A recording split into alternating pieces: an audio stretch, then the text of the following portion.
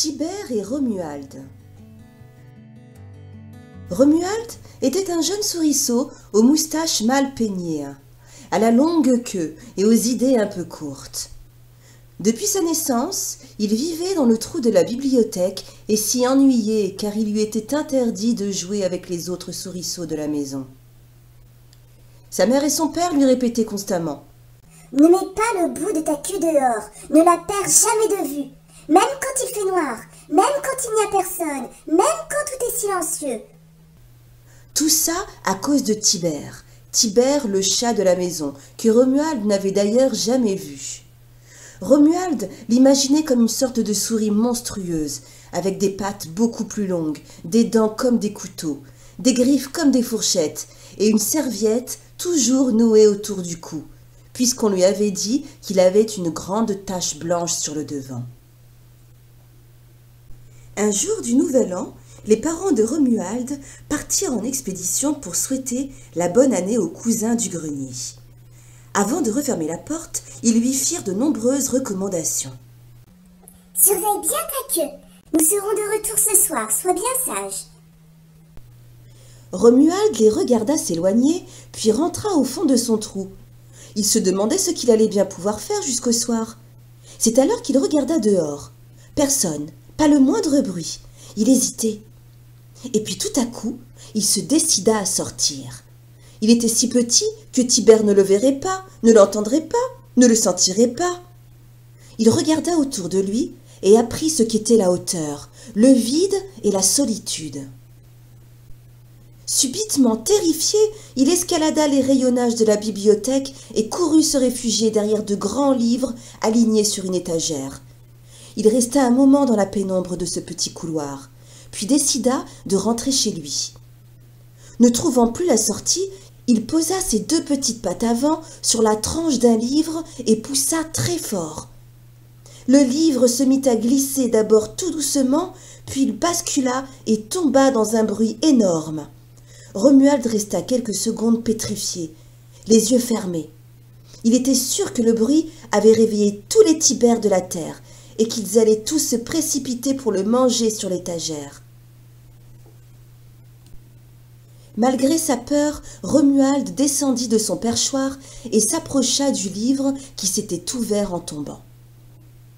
Il l'observa et vit de drôles de petits insectes noirs aux pattes fines alignés en rang identique et très sages sur le papier blanc. Romuald voulut renifler le livre. C'est alors que celui-ci se referma brusquement en lui coinçant les moustaches. « Je n'aime pas qu'on me jette par terre. Je dormais depuis des années, tu m'as réveillé, tu m'as fait mal. »« Tais-toi donc !» dit Romuald. « Si Tibère t'entend, il va venir te manger. »« Que tu es bête. On ne me mange pas, moi. Je n'ai rien à craindre. » Romuald regardait le livre, sans comprendre à qui pouvait bien servir cette chose étrange qui parlait et qui ne se mangeait pas. De nouveau, il renifla le livre et subitement, juste pour vérifier, il voulut planter ses petites dents pointues dans la couverture. Le livre poussa alors un cri de livre qui ne ressemble à rien d'habituel et lui dit « Attends, je vais te raconter une histoire. Moi, on me mange avec les yeux. Mais comme tu es petit, tu vas m'écouter. » Romuald, saisi d'étonnement, tomba à la renverse. Mais quand il entendit parler d'histoire, il s'assit bien sagement, la queue entre les pattes, comme s'il était à la maison avec maman. « Il était une fois... » Romuald coupa la parole au livre. « Oh oui, celle-là, je l'aime bien !» Mais le livre continua sans s'interrompre et raconta une histoire comme Romuald n'en avait encore jamais entendu. Cette histoire ne parlait pas seulement de souris, de chats et de bibliothèques. Elle parlait de rivières, de mers, de montagnes, de forêts et de dragons verts. Et Romuald comprit ce qu'étaient ces choses qu'il n'avait jamais vues.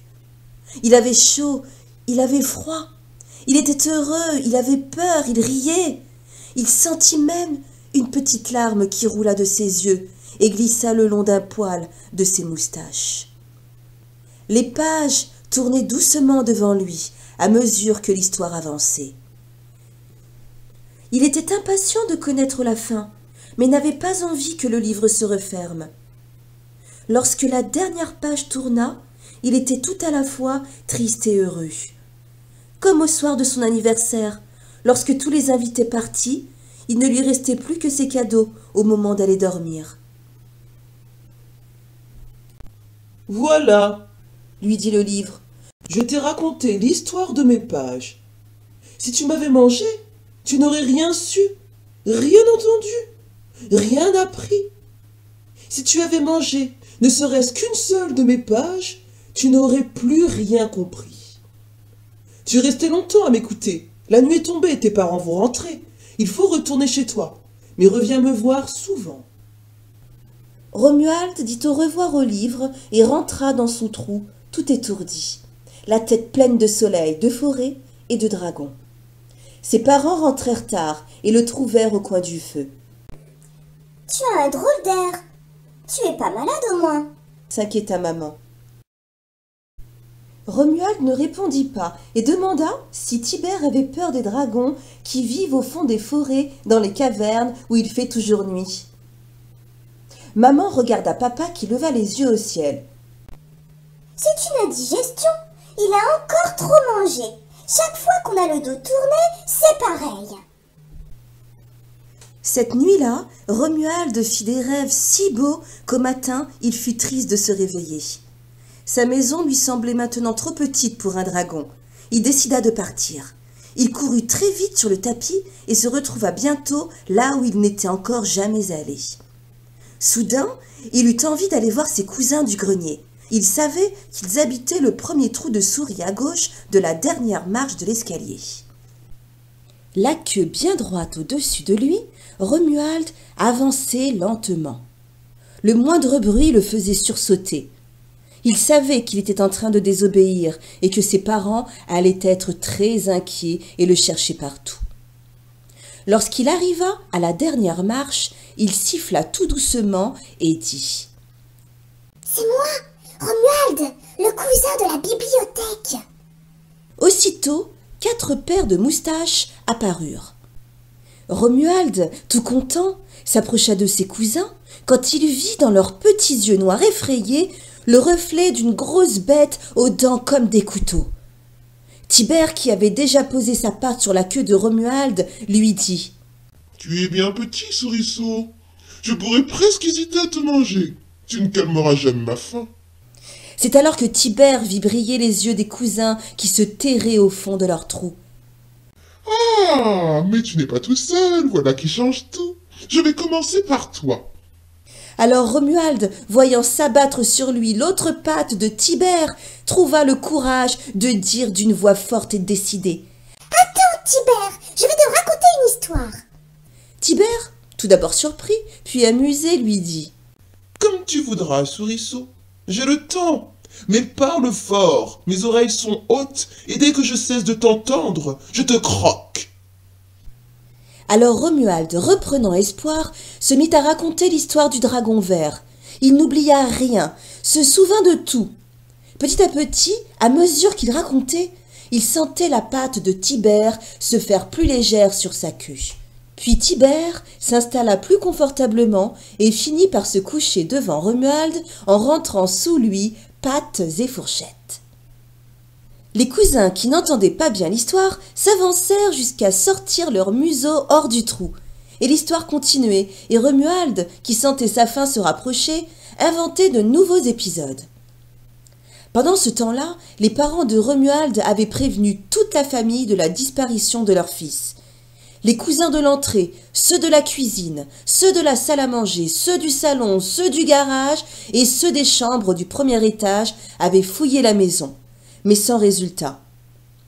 Tante Irma dit que le dernier espoir était de monter au grenier. Quand ils arrivèrent sur la dernière marche, ils étaient 40, toute la famille au grand complet, et là, ils virent quelque chose que l'on n'avait jamais vu de mémoire de souris. Un petit souriceau aux moustaches mal peignées qui racontait une histoire de dragon vert à un chat énorme qui ronronnait en fermant les yeux. La maman de Romuald ne put retenir un cri en voyant son fils près des griffes et des dents de Tibère. Celui-ci ouvrit un œil et regarda ses 40 souris tremblantes, perchées sur la plus haute marche de l'escalier. Tibère dit simplement « Chut! Asseyez-vous et taisez-vous. Le premier qui fait du bruit, je le croque. » Et Romuald, faisant un clin d'œil à toute sa famille, continua à raconter, sans s'arrêter, inventant de nouvelles histoires qu'il enchaînait les unes aux autres. Depuis, Tibère est un peu pénible. Il faut toujours lui raconter de nouvelles histoires, surtout le soir, pour l'endormir. Romuald l'a même surpris en train d'écouter la radio en cachette. Et les souris, elles, sont toutes venues emménager dans la bibliothèque où toute la journée elles dévorent des livres.